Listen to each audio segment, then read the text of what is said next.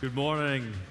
Day 2 in Blockchain Island. I can see that some of you are early risers, a bit like me, really keen to actually learn a bit more about blockchain and cryptocurrency. Again, we've got a magic and very packed schedule today. Lots of exciting panel discussions coming up on AI, on health tech, more on cryptocurrency. But first, a couple of rules again, just to go over them again. Please switch off your mobile phones or put them on silent, especially out of courtesy for our speakers this morning and this afternoon. Emergency exits are very clearly signed. There are no fire alarm tests scheduled by the hotel, but again, if one does go off, the staff at the hotel and at Delta Summit will guide you outside. Please file away in a calm fashion. But first, to kick off the morning session, we have a wonderful keynote on blockchain and the future of health records, something which I've spoken about an awful lot during the last year.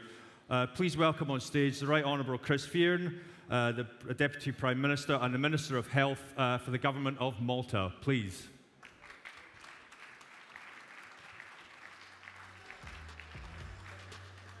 Good morning. Good morning. Great to be here.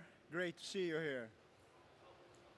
If I have the mic, that's better actually. Yes. So good morning, great to be here. Great to see you here even at this early hour.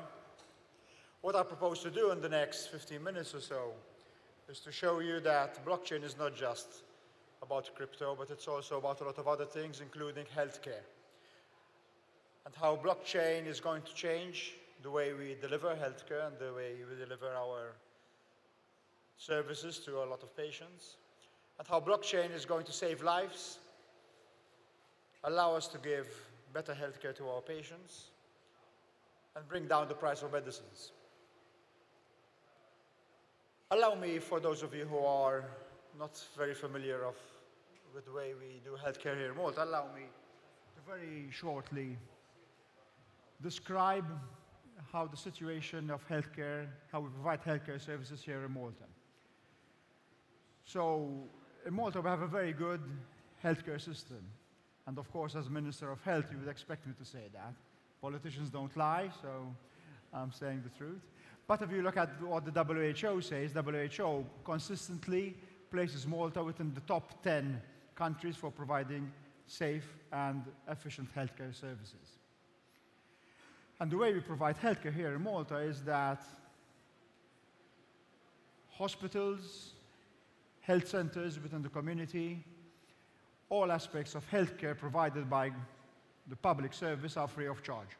So whether you need to take your child to see a doctor for a sore throat, whether you want to get vaccinated, whether you need cardiac surgery or brain surgery, or whether you have cancer and require the most sophisticated therapy, you get it when you need it, how you need it, free of charge.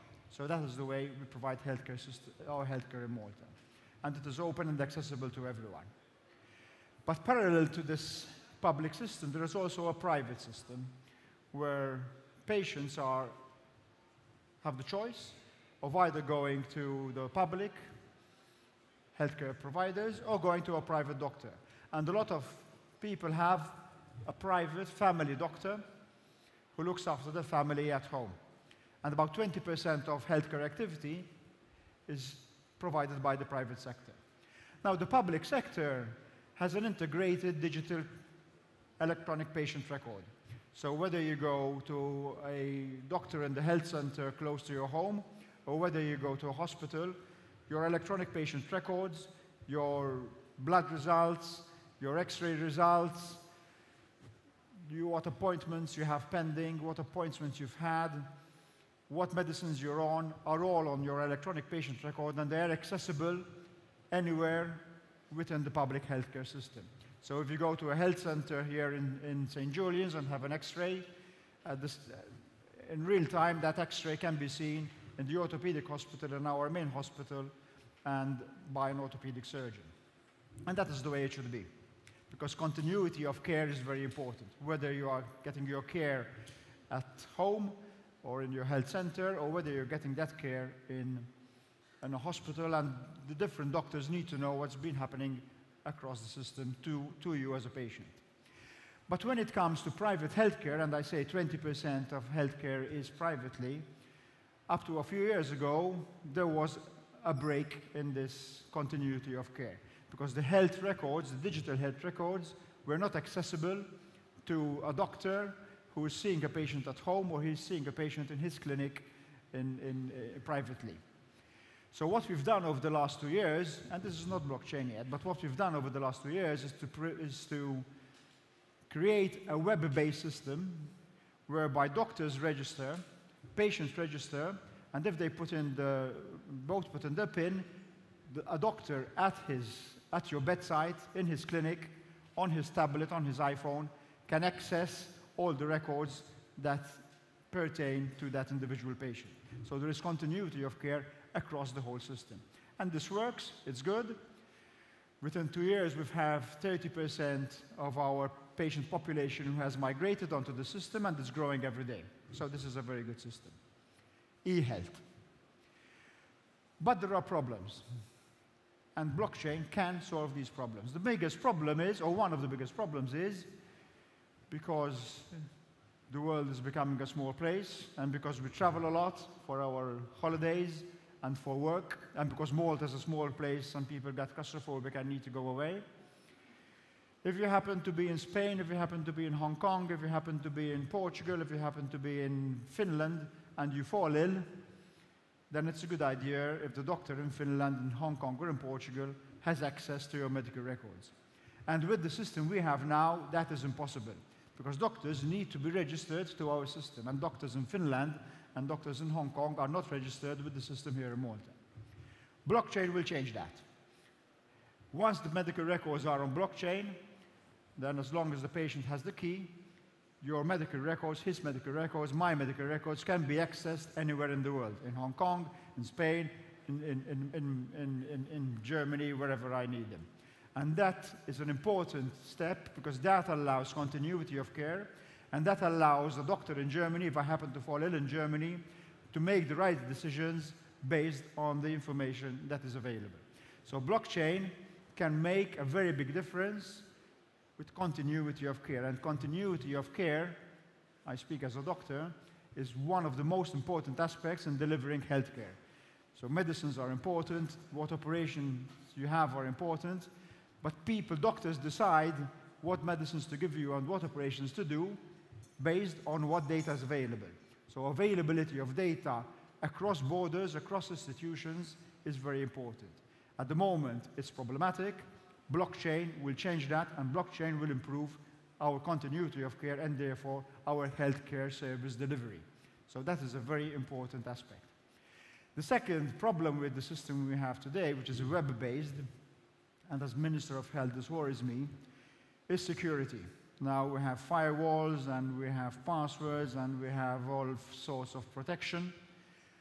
But because all the data is stored in one big repository, a central repository, it is, like any other central repository of data, open to hacking, accessible to hacking. And this is a worry, because healthcare data is very sensitive, and it is a worry. So again, blockchain will change this, because data is not stored in one specific place, because it is, of course, diversified, this is all over the place, then security becomes less of a worry. So that is another important issue. But probably the biggest way that blockchain will change the way that we provide medicine and that we provide healthcare service delivery is ownership of data. Now, when I was a young doctor, I'm still young, but when I was a younger doctor,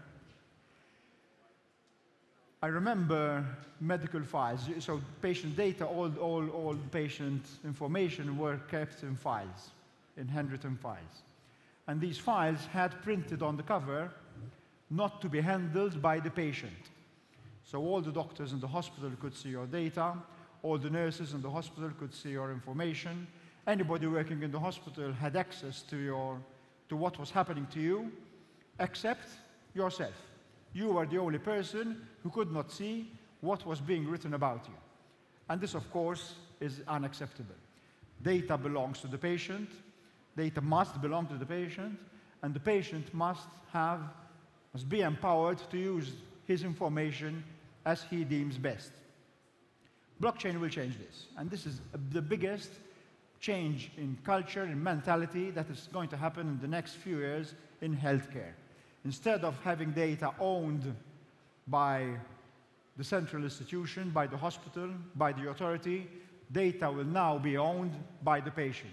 And patients, instead of having to go to the institution and asking the institution for permission to use their own data, will now be in a position to give permission to doctors, to nurses, to healthcare providers to look at their data. And this is very important, and this is a big thing.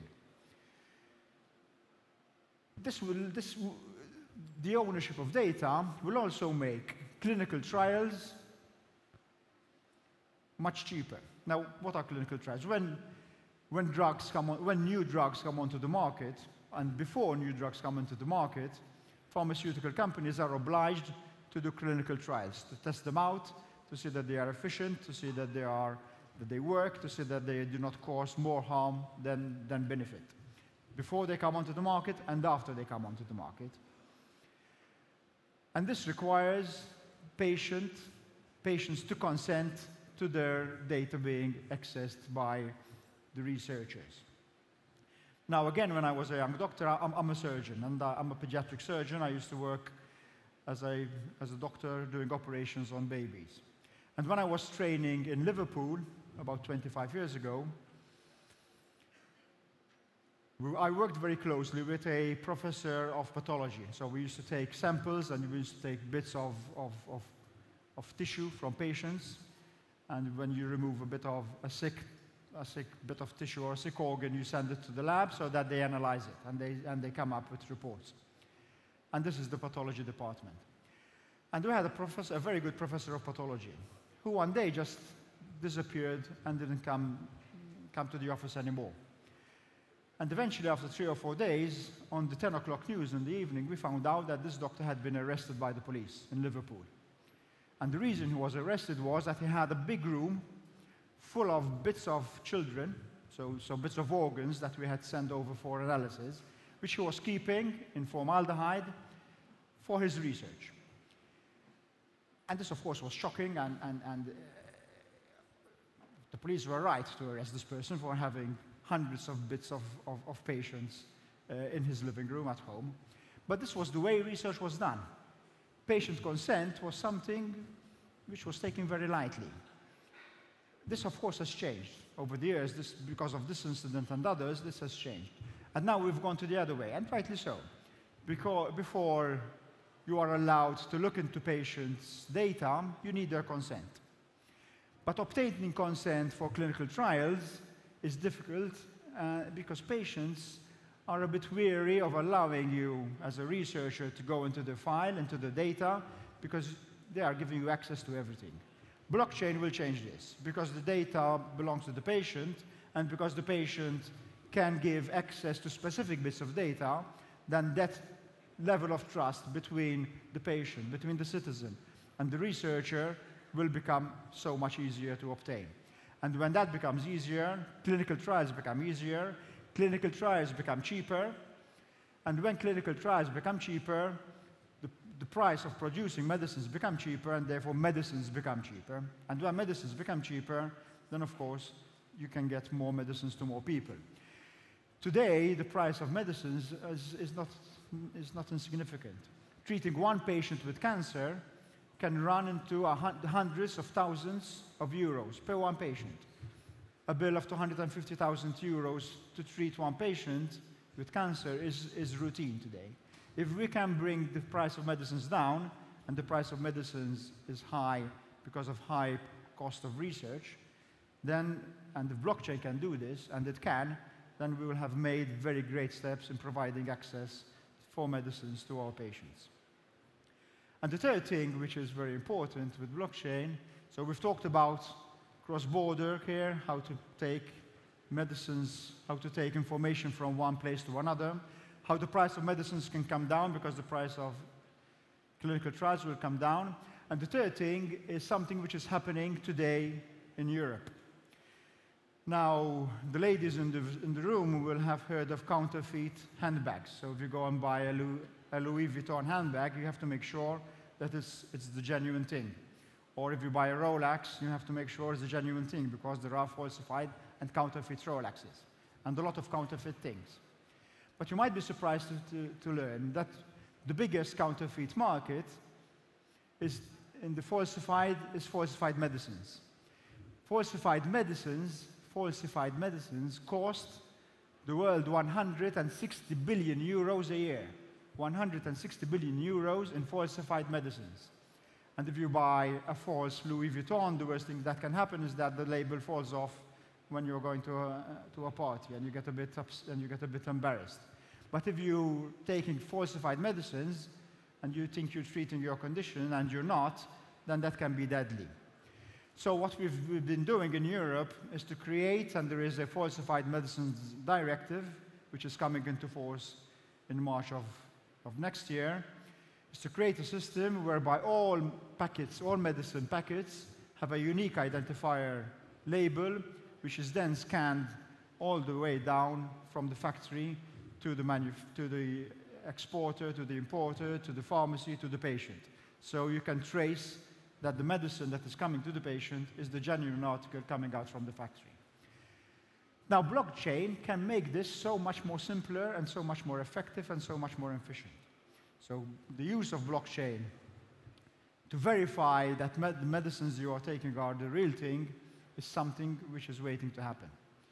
So there are a myriad of opportunities for blockchain to come into the healthcare system, making patients safer, allowing data to move from one institution to another, from one country to another, allowing continuity of care, bringing down the price of medicines, making sure that the medicines that you are giving to your patient or that you are having as a patient are the real thing, and much more things. So blockchain in the healthcare service is here, and it is going to have a very big impact. And as blockchain service providers, what we need to do now to convince the healthcare authorities that this is something good are three things. Healthcare authorities need to know that the system works.